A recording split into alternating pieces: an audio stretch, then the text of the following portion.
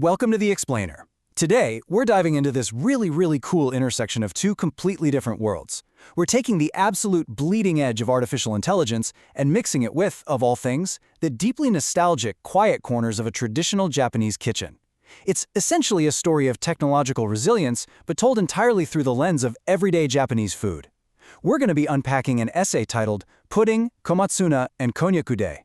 It was written by a veteran engineer who discovered a completely fresh way to interact with AI. So let's just jump right into it. To really set the scene here, the essay opens with this incredibly evocative line from the author's mother. She asks, "Hey, doesn't the kitchen already smell like June?" Instantly, you're transported right to late May in Japan. You know, the wind outside might still have that spring chill, but inside, you sense the changing of the seasons literally through the food sitting on the table. It perfectly captures that feeling where we notice time shifting not by checking our calendars, but through these quiet, unpretentious ingredients that just sort of arrive in our kitchens. Section 1. The Analog Engineer's AI. Okay, before we even get to the food, we've got to talk about the guy behind all this, Yamahiroshi. Born in Kyoto back in 1962, he first ran into computers way back in high school. But then, he spent the next 43 years, literally over 4 decades, working deep in the highly tangible, physical world of analog electronic circuits and manufacturing. And here is the kicker.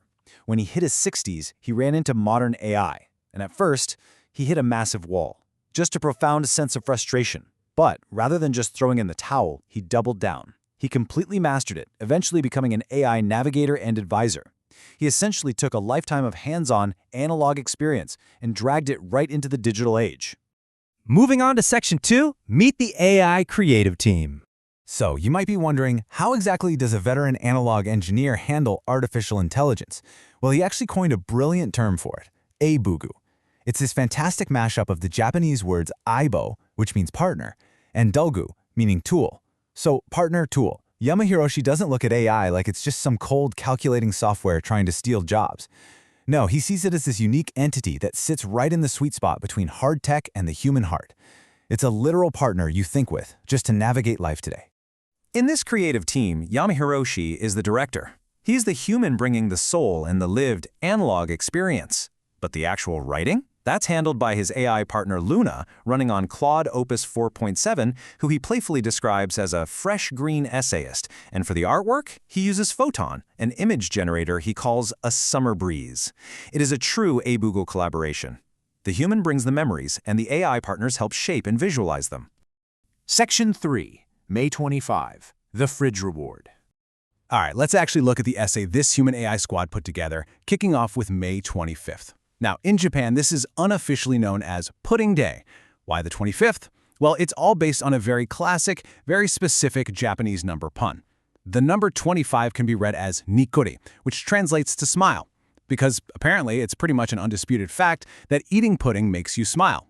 The essay does an amazing job capturing the nostalgia of finding a pudding hiding in a Showa-era fridge, which is basically Japan from the late 20s to the late 80s.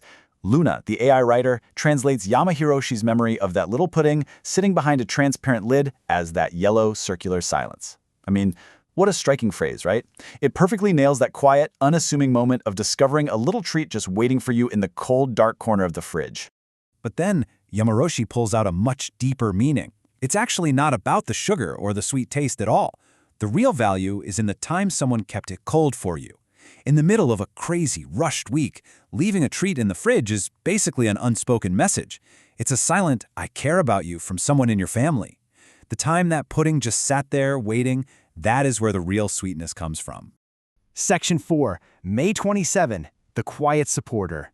From the sweet stuff, the essay takes a really smooth pivot to something way more humble on May 27th, Komatsuna Day. Komatsuna is a kind of Japanese mustard spinach. And believe it or not, this day was created in 2006 by a local farm purely for another pun. 527 sounds like komatsuna. The crazy thing is, the vegetable itself actually has royal ties. Legend says it was named by the 8th Tokugawa shogun Yoshimune after an area in Tokyo. But despite the royal name, in a real kitchen, komatsuna is definitely not treated like royalty. Yamahiroshi calls it the practical work of the kitchen.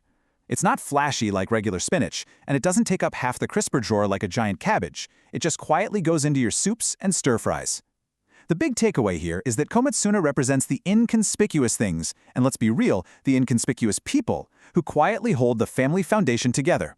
A house doesn't just run on fancy main courses, it runs on the reliable, unpretentious staples. He actually shares this wonderful memory of his grandmother. Whenever she sat down to a very simple bowl of komatsuna, she'd just look at it like an old friend and say, this is fine. Just totally stoic and blunt. But the essay argues that this is fine is actually the ultimate secret password for a long, stable life. It's finding profound comfort in the totally ordinary. Section 5, May 29, The Silent Craftsman. And this brings us to the final, and let's be honest, probably the strangest food on our late May calendar. Konnyaku Day on May 29th. Konnyaku, or konjac, is this firm, gray, wobbly block of jelly made from a potato. The date? Yep, another pun. 529, konnyaku. Now, kids are definitely not doing cartwheels for gray potato jelly. It is absolutely never the star of the show. But here's the thing. It is the silent craftsman of the meal. Traditional dishes just literally fall apart without it. And Yamahiro draws this beautiful philosophical lesson from it. You have to chew konnyaku to actually taste it. You literally cannot rush it. In late May, when the busy spring rush is over but the rainy season hasn't started, life is basically asking us to do the exact same thing. We need to stand still, slow down, and chew on our lives to appreciate where we're at. It's like your body's way of telling you, hey, you don't have to rush right now. Section 6, A Convenience Store Reality. So as this beautifully structured essay wraps up, it hits this really profound climax about how our tastes mature. When we're kids, we care about how food looks or how flashy it is. But as we get older, we just want food that makes us feel calm, food that carries the memory of the voices of the people we love. As Yamahiroshi and Luna put it, taste is not just for the tongue, but swallowing time together. But then, and I absolutely love this, the essay just completely punctures its own philosophical bubble. After all this stunning reflection on swallowing time and Showa-era fridges, Yamahiro casually drops a postscript. He's like, actually, I just buy 3 packs of convenience store pudding and flavor-soaked konnyaku after work. It's just such a brilliant, hilarious punchline. It completely humanizes him. After 43 years as an engineer and all these deep chats with AI, at the end of the day, he's just a tired guy grabbing a snack from 7-Eleven. It grounds the whole thing so perfectly. So, as we close out this explainer, I really want you to think about this. What simple food holds the time and silence of your own memories? Is it some specific snack someone always left in the fridge for you? Or maybe just a mundane veggie that tastes like home? Yamahiroshi's whole journey shows us that by actually partnering with AI, using it as a true Aibougu, we can pull out and articulate our most deeply human experiences. I really hope this sparked a few good memories for you today. Take a second to appreciate the quiet supporters in your own kitchen.